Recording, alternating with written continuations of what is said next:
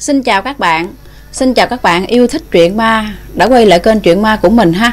Thì kênh của mình sẽ kể lại những câu chuyện ma, chuyện tâm linh có thật do các bạn đã trải qua hay là nghe người thân kể lại, các bạn đã sưu tầm lại gửi về kênh để mình kể lại cho các bạn cùng nghe. Các bạn ơi, kênh của mình là kênh mới, mình rất mong các bạn khi ghé qua kênh hãy ủng hộ mình bằng cách like và đăng ký kênh. Vì mỗi lượt like và đăng ký kênh của các bạn á sẽ giúp kênh mình phát triển hơn, và khi mình đã có được lợi nhuận từ YouTube á, thì mình sẽ đi thăm các trẻ em mồ côi và người già neo đơn các bạn ha. Thì những bạn nào có chuyện á muốn gửi về cho mình để mình kể lại cho các bạn khác nghe thì các bạn hãy gửi về Gmail của mình là Dương Ngọc Hoa 686868a@gmail.com, và Zalo của mình là 097 100 4924. Các bạn có chuyện hãy gửi về đó cho mình ha các bạn ha. Và hôm nay mình sẽ kể tiếp các bạn tập 25, câu chuyện của bé heo là những ngày kinh hoàng ở bệnh viện. Thì bé heo này nói là đó giờ bé chưa có kể truyện hay viết truyện bao giờ, cho nên lời văn vẻ hơi lủng củng, cho nên là mọi người cũng bỏ qua cho bé ha. Thì bé kể là trong một lần, năm bé 17 tuổi đó, năm bé heo 17 tuổi đó, trong một lần nhiều chuyện, mình nghĩ chắc là ham vui với bạn bè hay là hàng xóm gì đó bạn ha, ngồi trước cửa nhà chắc bị muỗi cắn. Thì em đã bị con muỗi chiếm cái giọt máu của em và em đã bị bệnh sốt xuất huyết. Thì sáng hôm đó đó, ba mẹ em mới là đưa em đến bệnh viện khám. Đây là một bệnh viện chuyên về bệnh sốt, nhiễm và tiêu chảy, có tiếng ở quận 5. Mình không nói tên, mình chỉ nói vậy thôi, là mình nghĩ là các bạn cũng sẽ biết rồi ha. Thì em nói khi mà em đến em khám vào buổi sáng là nhập viện luôn. Nhập viện luôn các bạn. Đến khi đến tối thì bác sĩ nói là em không đo được huyết áp. Cho nên là em nói em đang nằm vậy là đàn tay mọi người, những người điều dưỡng giờ em qua một cái băng ca và đẩy em đi trong đêm tối. Em không biết mình bị gì và mình đi đâu, nên cứ nằm đó cho mặc kệ người ta đưa đâu đi thì đi. Em nói đẩy em đi, thấy đi rất là xa nha, xa lắm, đẩy như bay trong đêm tối luôn. Thì em nói là đi đến cái tận cuối cùng của bệnh viện luôn. Thì mình sẽ tả cho các bạn nghe như thế này, tại vì con của mình cũng nằm bệnh viện nó rất là nhiều lần. Thì khi bạn vào khu khám bệnh đúng không, khu nhận bệnh, khám bệnh xong thì bạn nhìn qua bên tay này là sẽ có con dốc đi lên. Lên đó, lên trên lầu là sẽ những cái phòng bệnh nằm trên đó, một bên là tiêu chảy, một bên là sốt. Còn cái này là em nói cái đường, chính giữa cái đường có các căng tin đó các bạn cứ thẳng đến tận cùng, giáp ranh một cái trại tạm giam bên kia. Thì đến đó thì bạn quẹo qua bạn sẽ thấy là một khu hồi sức tích cực người lớn, một khu hồi sức tích cực trẻ em và một khu nhiễm. Thì mình đi lại chút xíu thì mình sẽ thấy là có một cái miếu thờ 5 mẹ và mẹ Quan Thế Âm Bồ Tát. Em nói là cái miếu này rất là linh, những người bệnh ta hay ra đây cúng vái rất là linh thiêng hết các bạn ha. thì em nói là lâu quá rồi em cũng không nhớ chi tiết cái phòng ha, nhưng mà em chỉ nhớ, em chỉ tả cho mình là cái phòng em nằm xung quanh toàn là kính không à, mà trong phòng đó là có 5-6 giường, nhưng mà người ta toàn là mê man hết, chỉ có em là bệnh nặng nhất, nhưng mà em là người tỉnh táo nhất. Em biết hên là xui ha, không biết phải là mình bị hên hay là mình xui luôn á. Thì em nói là rất là buồn, cảnh quan xung quanh rất là buồn. Thứ nhất, xa, khu này xa lắm các bạn, khu bệnh nặng mà, khoa hồi sức tích cực là biết là nặng lắm rồi đó, mà vừa xa mà vừa vắng, nên là ban ngày em nói ban ngày nha, cũng là chỉ có bác sĩ y tá vòng vòng đi lâu đi qua đi lại chút xíu thôi, chứ ngoài ra không có ai đi vô khu này hết. Mà em nói nha, tại vì cái phòng của em nằm nè, thì cái giường em nằm em nhìn thẳng vô mặt, trước cửa cái tường trước mặt em á là một cái đồng hồ treo tường, nhìn xéo bên tay phải á là có một cánh cửa phụ để cho y tá bác sĩ điều dưỡng ra vô. Mà khi em vô trong phòng này nằm á là em hoàn toàn khỏa thân, không mặc gì hết, chỉ mặc một cái tả thôi và trùm một cái tấm ra lên người thôi. Xung quanh là gắn rất là nhiều dây nhợ, các bạn biết mà, vô trong hồi sức tích cực là cấp cứu đó các bạn, là mình không ăn uống gì được đâu, chỉ nằm đó truyền ống, truyền nhựa, truyền hết tất cả, cứ nằm đó. Thì một ngày mình sẽ được người thân mình thăm 2 lần, buổi sáng 6 giờ sáng và 6 giờ chiều hết các bạn ha. Còn là thăm xong họ thăm chút xíu là họ phải đi ra, là mình nằm trong đây là điều dưỡng, là y tá, là người ta sẽ chăm sóc cho mình. Thì em nói là ai nằm trong đó đó rất là buồn các bạn. Các bạn cứ nghĩ đi, tuổi trẻ mà buồn chán vô cùng luôn. Em nằm, cái thú vui duy nhất của em á là em nhìn ra cái cánh cửa bên đó đó, thì em nhìn xuyên qua kiến á, nằm qua đó thì em sẽ thấy là có, em nghĩ là chắc có công viên nhỏ đó hay sao á, tại vì em thấy nè có mấy đứa con nít nhỏ nhỏ. Em nói là em nhìn thấy những đứa con nít 7-8 tuổi chạy nô đùa ngoài đó, rồi thấy những người đi tập thể dục vòng vòng, đi dạo vòng vòng nè, rồi em thấy có những cặp đôi tình nhân ngồi nói chuyện với nhau nữa. Em mới nói trời ơi vui quá à, ước gì mình khỏe mạnh, mình ra bãi mình đi chơi dạo mát với người ta, nằm trong đây tù túng và chán quá. Bạn mình chỉ nằm thôi các bạn, mình chỉ nằm đó dây nhợ xung quanh hết, mình chỉ nằm đó thôi, không cử động gì hết, không có ngồi dậy được luôn á. Thì em nằm em chán quá. Có tuổi trẻ 17 tuổi là không có điện thoại mà nằm trong cái phòng, các bạn tưởng tượng đi, xung quanh mình 5 người ta toàn là mê man hết.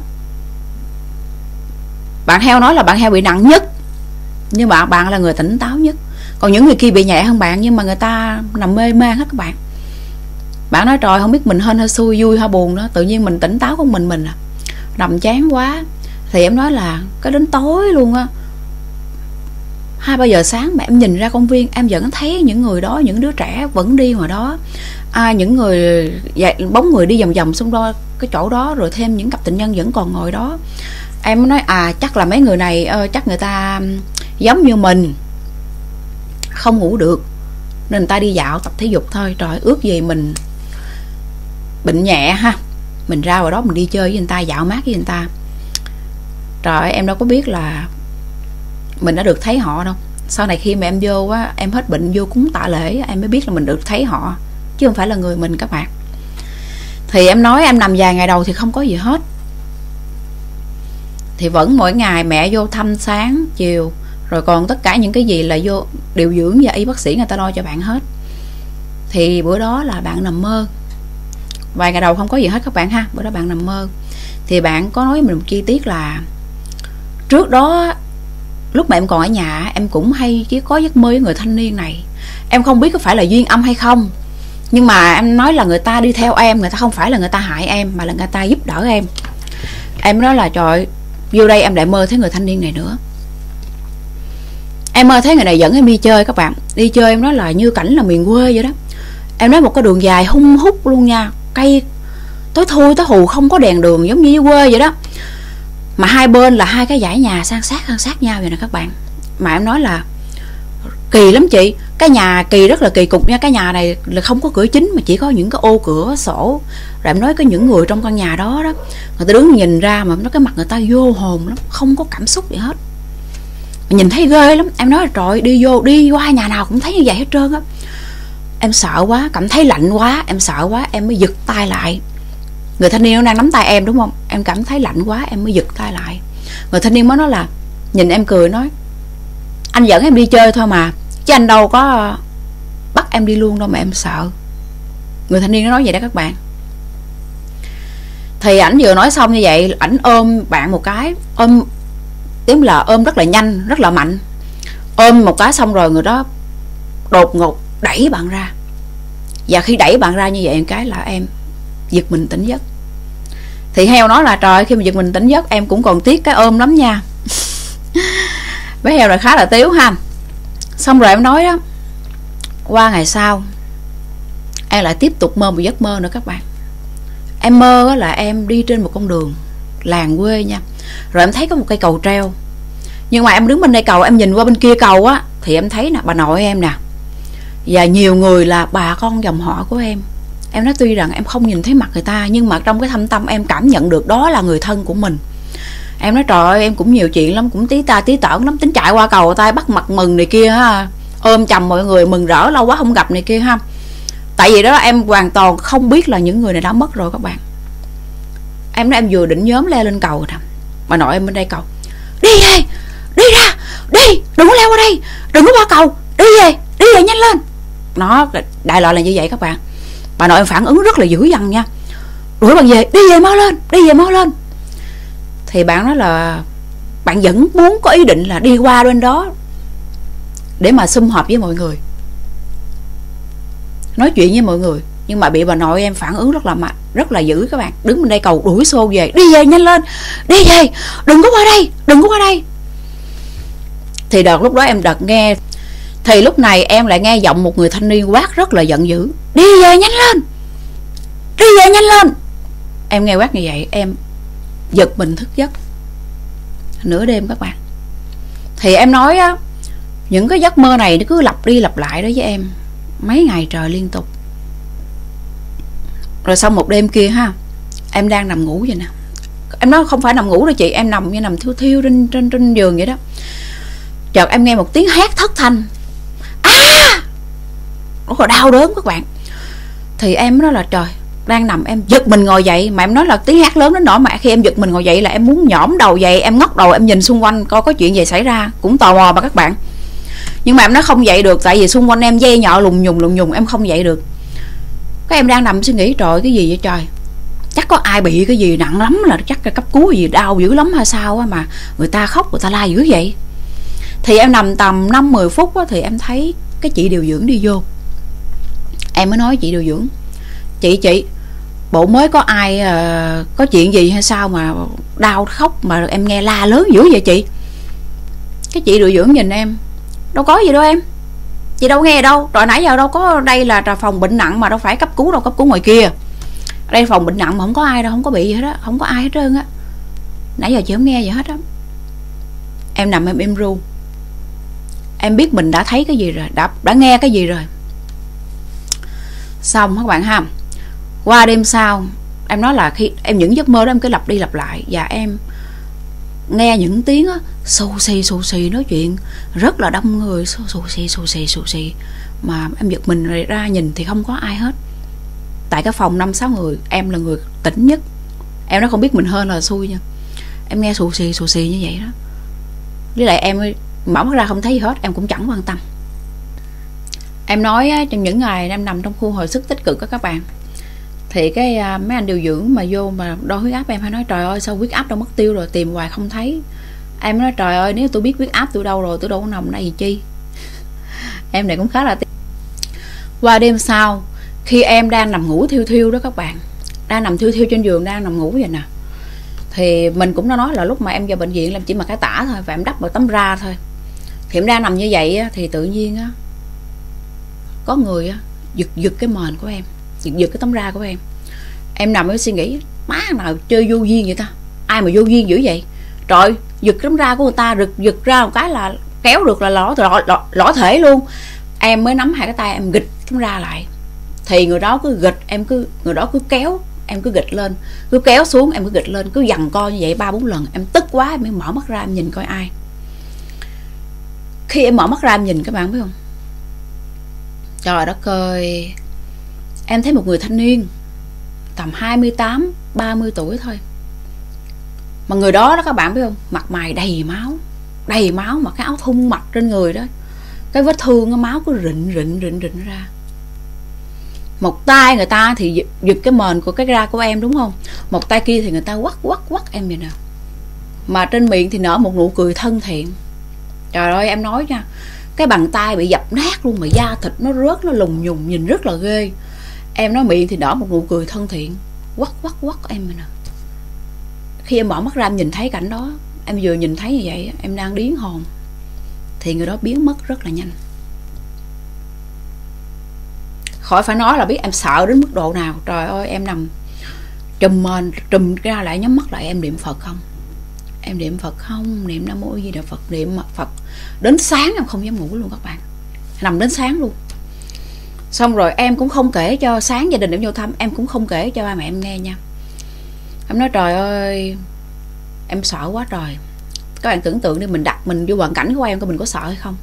Em thấy như một người bình thường đứng trước mặt mình, đứng dưới chân giường của mình. Em nói trời ơi, đến đêm hôm sau em cũng vừa thiêu ngủ như vậy đó các bạn, thì lại tiếp tục người đó giật cái ra của em nữa, giật hoài. Em tức quá em cũng kéo lại, kéo lên cũng giằng co, cũng người kéo người giật ra, người kéo lên, giật ra kéo lên như vậy. Thì khi mà người ta thấy người ta không giật được cái tấm ra của em á, người ta đổi chiến thuật các bạn. Em nói người ta không có giật được thì người ta thọt tay vô tấm ra, người ta sờ chân của em, sờ từ cổ chân em xuống bàn chân em. Trời ơi em nói nha, nó lạnh ngắt luôn các bạn. Trời ơi cái bàn tay người đó nó lạnh ngắt luôn. Nó vừa lạnh mà nó vừa cái bàn tay mà các bạn biết không, máu á, cái cảm giác mà máu nó nhớt mà nó thô ráp, mà nó vuốt từ trên chân, cổ chân bạn nó vuốt xuống vuốt lên. Em nói trời đất ơi, em lạnh từ dưới chân mà ngược lên sống lưng luôn. Từ sống lưng em lạnh ngược lên tới đầu luôn, nổi da gà dựng luôn. Trời ơi em sợ quá. Mở mắt ra nhìn thì vẫn người đó các bạn, tay vẫn quắc bạn vậy nè, miệng thì nở một nụ cười thân thiện. Xong rồi cái chỉ em ra cửa vậy đó. Ngụ ý là chắc muốn rủ em đi chơi hả các bạn ha, chỉ ra cửa vậy đó. Xong rồi biến mất. Trời em sợ quá. Em nằm em niệm Phật, tiếp tục niệm Phật, cái tiếp tục thức đến sáng. Em nói trời bây giờ em mới biết là em tỉnh là em xui rồi chứ em không có hên. Tiếp tục nằm niệm Phật đến sáng. Thì cũng qua ngày sau cũng bình thường, cũng mẹ vô thăm rồi cũng này kia xong xuôi hết rồi. Tiếp tục đêm đến. Em sợ quá. Thì khi mà em cũng vừa nằm vừa thiêu ngủ lần này, thì vẫn cái cảm giác người đó đến, cũng khều chân của bạn, giật mền của bạn, và thọt tay tha lên chân của bạn, vuốt lên chân của bạn. Chuyến này em tức quá rồi các bạn, tức quá tức rồi. Nó nói mụ nộ thì nó thiệt chứ, ai quen biết gì đâu mà nó nở một gặp cho mình thấy mà nở một nụ cười thân thiện, đâu có quen biết gì đâu mà nở nụ cười thân thiện với mình. Em tức quá, nhức quá tam 3 lần các bạn. Em mở mắt ra, trời ơi em tức quá em chửi. Em nói em theo như mình nghĩ chắc em chửi từ trong cái tâm trí của mình đấy các bạn, kiểu mà trong đầu mình thì nó câu chửi đó. Chứ còn mà nếu mà em quát lớn theo cái tần số mà em đang giận dữ chắc bác sĩ y tá chạy vô rần luôn ha. Em chửi cho mình, em nói trời ơi em tức quá lần nhức quá tam 3 lần, lần thứ 3 em tức quá em kể em chửi, nhưng mà em nói em chửi dữ lắm. Mình đại loại thì mình thử vậy đi ha. Mày biến chưa, mày rảnh quá ha, mày tháo ngày mày chọc ghẹo tao hoài vậy, phải chi á mà đẹp đẽ đi. Đằng này thấy ghê hiện ra máu me tùm lum, biến chưa, xấu xí một làm chuyện để ý nữa. Em nói trời ơi, em nói là trời phải chi mà nó hiện ra mà đẹp đẽ thì em cũng dám đi theo đi chơi luôn á, tại nằm trong đây buồn chán quá. Nhưng mà hiện ra xấu quá, vừa ghê gớm máu me không, hiện ra thấy ghê. Ai mà gan mình đi theo một người như vậy, đúng không các bạn? Em nói trời phải chị đẹp trai chút xíu em cũng dám đi lắm á. Trời ơi em nói ha, lần đó em chửi banh ta lông luôn.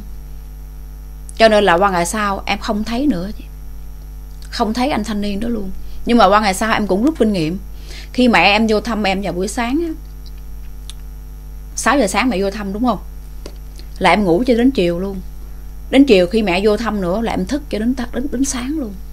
Nhưng mà em không thấy người thanh niên nào xuất hiện nữa. Em nói chắc là tự ái các bạn. Anh này chắc cũng lụ thuộc vô một hồn ma đầy tự trọng ha. Cho nên là em chửi rồi, cho nên là biến luôn, không có hiện ra chọc ghẹo em nữa.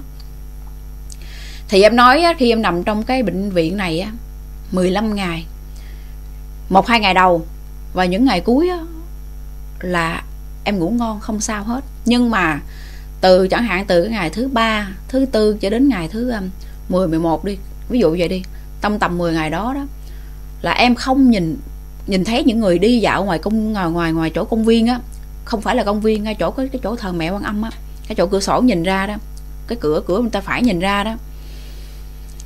Khi mẹ em vô em cúng tạ lễ mẹ Quan Thế Âm Bồ Tát á, với mẹ em á, thì em mới biết rằng mình thấy ma chứ mình thấy họ chứ không phải là người. Tại giờ đó vắng lắm, ban ngày đã vắng rồi, ban đêm không có ai trong đó cả, không ai vô trong đó hết, chỉ có bác sĩ y tá thôi. Rồi nếu mà không nhìn thấy những người đó thì em lại nghe những tiếng xì xào nói chuyện, xì xào nói chuyện bên tai mình. Mà các bạn nghĩ đi, cái phòng nằm đó chỉ có mình bạn là tỉnh thôi, những người kia mê man hết, ai nói chuyện. Xong còn nếu không nghe những lời nói chuyện đó, không thấy những người đó thì em lại mơ. Những giấc mơ đó cứ lặp đi lặp lại. Những giấc mơ em đi chung một cái đồng quê và đi qua nhìn thấy cái cầu treo đó, cứ lặp đi lặp lại.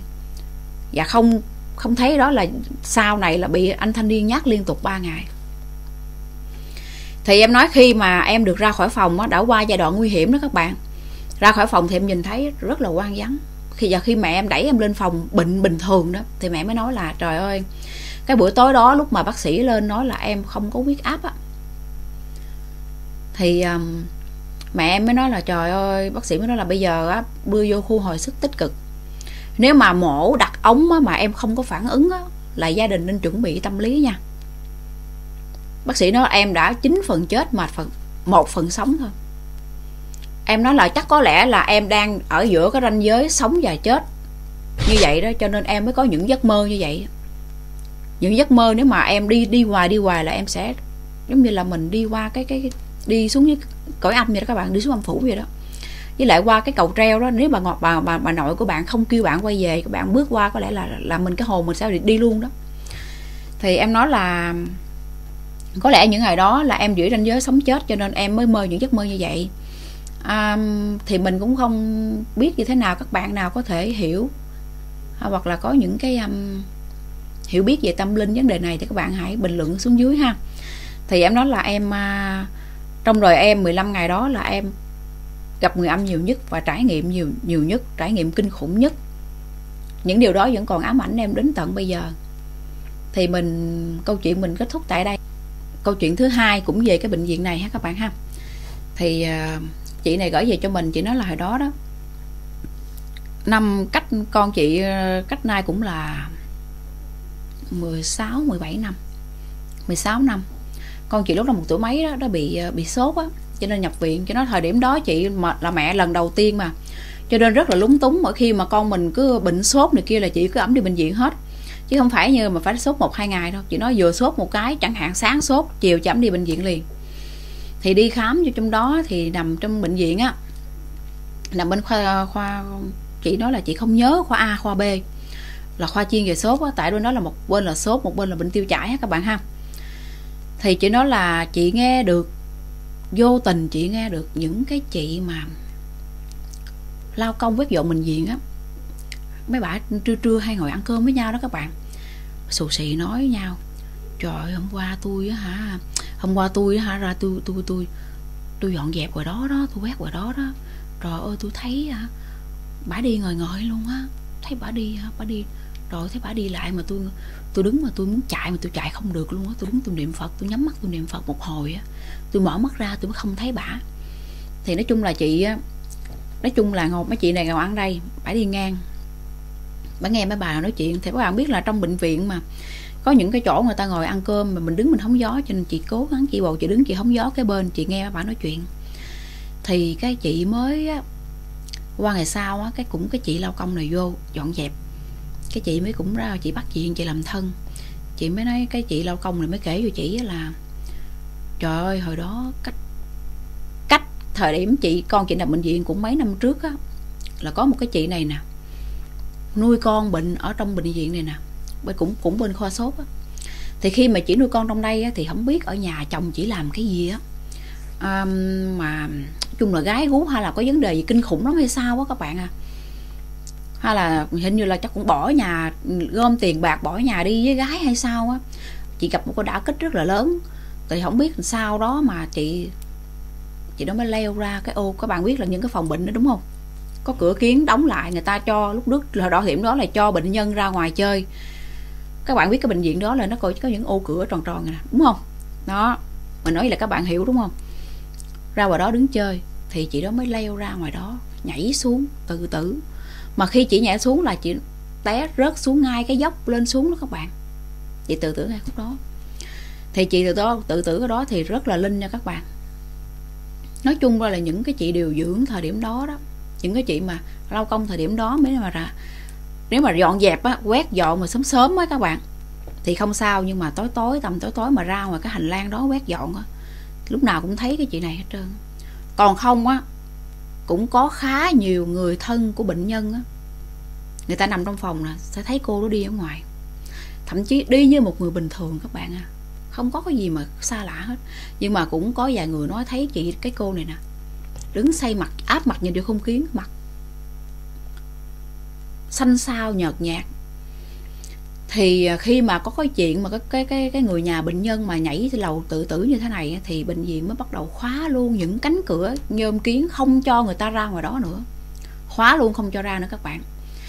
Thì cũng có một cái chị lao công, chị kể là có một cái chị kia kìa, chị nằm mơ, chị cũng là nuôi con, chị chắc chị này chỉ nằm ngay cái địa điểm mà cái chị này nhảy xuống chết đó. Chị nằm đó thì chị mơ thấy cô này về. Cô này về cũng nói là đói lắm, đói và lạnh lắm, chị cúng cho tôi đi. Chị cúng, chị vái vậy đó là chị ơi, chị phù hộ độ trì cho con em nha, em cúng trước cho chị, khi nào con em khỏe mạnh xuất viện về em sẽ cúng cho chị tiếp, em sẽ đốt cái áo cho chị. Nhưng mà em không biết tên chị ơi, chị ơi làm sao em đốt giáo cho chị được, nếu mà xuống dưới đằng dưới sân đốt á, đi xuống những cái khu mà mình nói là em bé kia nó kể đó, là khu mà miễu năm mẹ cúng á. Thứ nhất á, xuống đó sẽ cúng sẽ đốt được các bạn, nhưng mà trên đây là sẽ không đốt được nha. Thì em sẽ đốt giáo cho chị, để em vái, em vang vái đi, chị đi theo em xuống dưới đó chị nhận. Thì chị vái như vậy xong các bạn biết không, con của chị nằm ở đó, nói chung là nó cũng khá là nặng, nhưng mà nó không nặng đến mức phải nằm khoa hồi sức tích cực, nhưng mà cũng khá là nặng. Nhưng mà chị nói nha, tự nó tiến triển rất là khỏe mạnh, rất là nhanh. Và khi mà con của chị đó được xuất viện về á, thì chị chẳng hạn là buổi sáng nhận giấy xuất viện đúng không, buổi nhận xuất viện xong thì trong các bạn biết là nhận giấy xuất viện thủ tục xong mình phải đợi thủ tục nè, rồi mình phải đợi giấy tờ tùm lum hết. Trong thời gian đó chị mua đồ lên chị cúng và chị cầm giấy áo chị xuống tuốt cái khu mà đằng sau, cái khu mà chỗ miếu thờ năm mẹ đó, chị đốt giấy áo cho chị đó. Xong rồi chị bắt đầu chị qua cúng bên mẹ năm mẹ và mẹ Quan Thế Âm Bồ Tát luôn. Và chị nói kể với mình, chị nói là ở bệnh viện đó đó, nếu mà mình bệnh đến đó bệnh đó, mình chịu khó hỏi người ta, tại vì bạn không hỏi không ai chỉ bạn đâu, bạn tìm cũng không thấy đâu, là cái khu thờ năm mẹ, miếu thờ năm mẹ và mẹ Quan Thế Âm Bồ Tát ở đâu, người ta sẽ chỉ bạn, và bạn phải kiên trì đi kìm, tại nó xa lắm, nó nằm tuốt đằng sau khuôn viên bệnh viện á, chứ mình không phải là khu đường trước này đâu. Đi tuốt dưới đó quẹo ra đằng sau, giáp với cái vách tường bên trại giam, là cái miếu thờ năm mẹ và mẹ Quan Thế Âm Bồ Tát, rất là linh thiêng nha các bạn. Thì câu chuyện của mình đến đây là hết rồi các bạn ha. Cảm ơn các bạn đã theo dõi đến giờ này, và mình cũng cảm ơn bé heo, câu chuyện của em rất là hay, và cảm ơn chị Tuyết đã gửi câu chuyện thứ hai của chị về ha. Các bạn ơi, các bạn ghé qua kênh, các bạn hãy ủng hộ mình bằng cách like và đăng ký kênh, vì khi các bạn like và đăng ký kênh mình phát triển, mình sẽ đi thăm các trẻ em mồ côi từ lợi nhuận từ YouTube các bạn ha. Rất hy vọng các bạn hãy chung tay cùng mình làm điều tốt đẹp này nha các bạn. Xin chào.